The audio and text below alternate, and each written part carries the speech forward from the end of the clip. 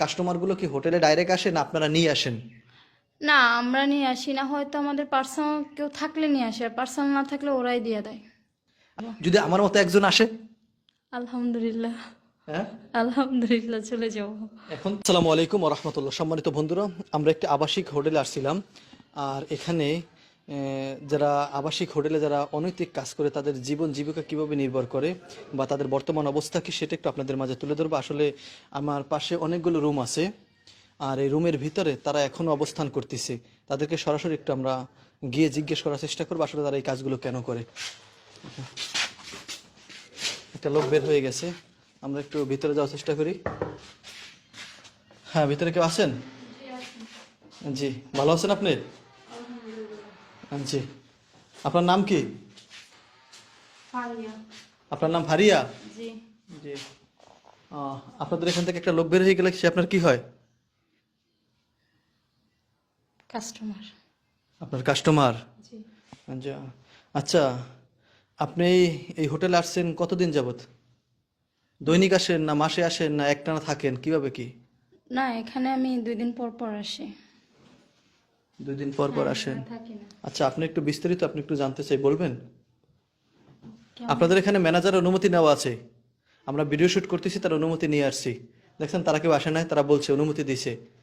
আমরা একটু বিস্তারিত জানবো আপনাদের কাছ থেকে, সত্যটা বলবেন? বলা তো আপনার যায়। জীবন সম্পর্কে, পার্সোনালি কিছু সম্পর্কে, আর এখানে আসা সম্পর্কে, কি পরিমাণে এখনো মানুষ আসতেছে এ সম্পর্কে জানবো। ওকে। আচ্ছা, আপনার নাম তো জানলাম, এখন আপনার জীবন সম্পর্কে, আপনি এই লাইনে কতদিন যাবত আছেন? আমি এই লাইনে প্রায় 1.5 বছর হয়ে যাচ্ছে, বর্তমানে আছি। 1.5 বছর? জি। আচ্ছা, এই 1.5 বছরে আপনি আসার আগে কোন লাইনে ছিলেন, কেমন ছিলেন সেটা একটু বলবেন? আসার আগে মনে করেন আমি ছোটোখাটো একটা জব করতাম। তো যখন আমি জবে ঢুকি, আমার মা অসুস্থ, বলতে গেলে আব্বু নাই, সে আম্মুর কাছে থাকে না। তো আমার পুরো ফ্যামিলির খরচ আমারই চালান লাগতো। তো আমি একা মেয়ে মানুষ, আমার পক্ষে সম্ভব না থাইকা জব করা, তারপরে ঘর ভাড়াটা দিয়ে মানে অনেক খরচা হয়ে যায়। তো যেখানে জব করতাম ওখানেও মানে আমি এমন পরিস্থিতিতে পড়ছি যে উনি যদি ওটা না। এটা ছাড়া অনেক কাজ আছে, এটা ছাড়া আপনি যে কাজটা করতেছেন, এটা ছাড়া অনেকগুলো কাজ আছে, সেই কাজগুলো করলে মানুষ জীবন জীবিকা নির্ভর করে। তাহলে আপনি এই কাজ কেন বেছে নিছেন? না না না, অবশ্যই আছে। আমার যদি এই কাজ বেছে এই কারণে নিছি যে আমার জব করতে যে যদি আমার দেহই যদি দিতে হয়, তাহলে ওরকম টাকার আমার প্রয়োজন নেই, তাহলে দেহ দিয়ে আমি টাকাটা কামাই করি। আপনি কি মনে করতেছেন অন্য কোনো কাজে দেহ দিতে হয়? অবশ্যই আমি এর জন্য পরিস্থিতির শিকার হয়েছি অনেক জায়গায়। অনেক জায়গায় পরিস্থিতির শিকার হয়েছেন। আচ্ছা, এই কাজটা থেকে ফিরে আসা যায় না? আমার মনে হয় না যে আমি এই কাজ থেকে আর ফিরতে পারবো। কারণ যদি কেউ আপনাকে সুযোগ দেয় এই কাজ থেকে ফিরে আসার জন্য, বা কেউ অফার দেয়, বা কেউ আপনাকে ভালো ছেলে আপনাকে বিবাহ করে সুখী রাখতে চায়, তাহলে আপনি কি করবেন? আমাদের মতন এই সমস্ত লাইনের মেয়েদেরকে কখনো সেরকম অফার দিবে না, কিছু ক্ষণিকের জন্য আর সময়ের জন্য, যেটা বাস্তব। কেউ কি আপনার জীবনে কখনো কি এরকমের কোনো অফার দিছিল, বা কেউ কি আপনাকে কোনো সরল পথ দেখাইছিল যে এই পথটা ভালো, এই পথে গেলে তোমার জীবন ভালো হবে, বা এই পথটা খারাপ, এটা ছেড়ে আসো, বা আমি তোমাকে বিবাহ করবো, এরকম কথা কেউ বলছিল? বলছে তো অনেকে, কিন্তু আমি অ্যাকসেপ্ট করি না, কারণ আমি বিশ্বাস করি না। কারণ মানুষটা আমার কাছে আসছে, সে দেখছে আমি এগুলি করি, সে দেখে শুনে কখনো আমাকে গ্রহণ করতো না। আমিও তো আসছি, অবশ্যই। আমি দেখছি আপনি এই কাজ করেন। জি।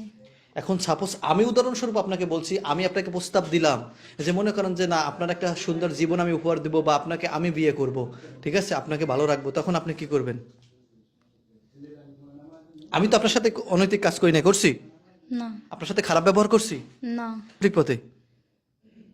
সেরকম পারফেক্ট মানুষ হলে অবশ্যই ফিরে যাব। যদি আমার মতো একজন আসে? আলহামদুলিল্লাহ। হ্যাঁ। আলহামদুলিল্লাহ, চলে যাব। এখন তো আপনি 2 হাত ভরে টাকা কামাইতেছেন, জানি যে এই কাজে অনেক টাকা, এটা আপনাদের মুখের কথা। আমি তো আল্লাহ না করুক আমি কোনোদিন করি নাই, কিন্তু এই কাজে অনেক টাকা আমি শুনছি। এখন যদি সে আপনাকে নিয়ে রাখে অল্প কিছু টাকার বিনিময়, অর্থাৎ শুধু বাদ দিব আর ভালোভাবে রাখবো, এখন সেখানে কি আপনি থাকতে পারবেন? অবশ্যই আমি মেনে নিতে রাজি। আপনি মেনে নেবেন? জি। সম্মানিত বন্ধুরা, অল্প অল্প কথার বিনিময়ে কিন্তু সত্য কথাটা মুখ ফসকে বেরিয়ে গেছে, অর্থাৎ সে মানতে রাজি। অর্থাৎ যত বড়ই খারাপ হোক না কেন, ঠিক আছে, তার মনের ভিতরে কিন্তু ছোট্ট একটা জায়গা হলেও আবেগের ভালোবাসার জায়গা থাকে। এটা সবার ভিতরেই আছে, এটা তার ভিতরেও আছে।